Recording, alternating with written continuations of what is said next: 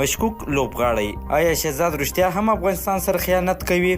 راشد ارلکوزي صاحب لیکلي که څه هم د کرکټ هر لوبغاړی مو د سر تاج دی او هر کله مې د هر یو ملاتړ کړی، خو د کلونو راهیسې ډیرو دوستانو به راته ویل چې دا سړی د پاکستان جاسوس دی، دا سړی د پاکستان خلاف لوبه نه کوي، دا سړی نه غواړي پاکستان لوبه وبایلي، دې سره یې میچ فکسینګ کړی او بالاخره دا سړی یو پاکستانی دی.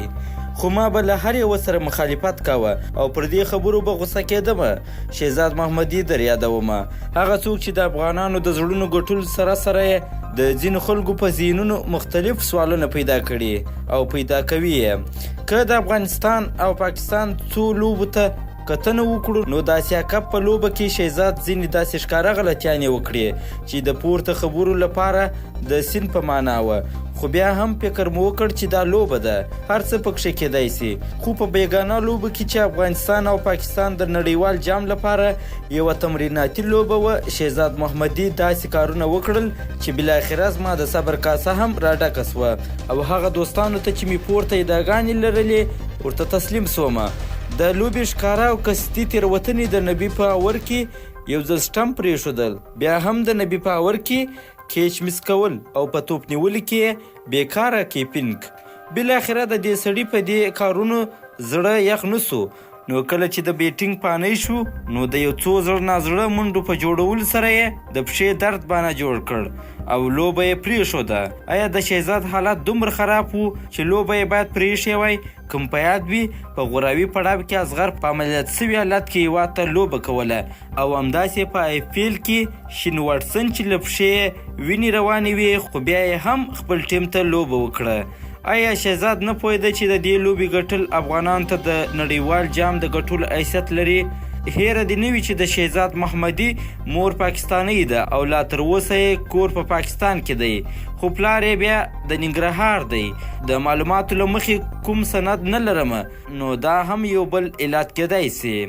د پورته خبرو مې دې نتیجې ته رسېږم چې که شهزاد نه غواړي چې د پاکستان خلاف له زړه لوبه وکړي نو د پاکستان خلاف لوبولو کې دې له ټیم څخه کېنول شي. بدیل لوبغاړي یې ډیر دي او په نورو لوبغاړي کې دې خپله لوبه وکړي. همدارنګه له کرکټ بورډ څخه په دې حرام کاري او وضاحت غواړو چې د شهزاد د دې کار علت څه دی. د یادونې وړ ده چې له دې مخکې هم شهزاد داسې کارونه کړي چې زموږ د لوبډلې تر څنګ یې ان زموږ هیواد هم بدنامه کړی.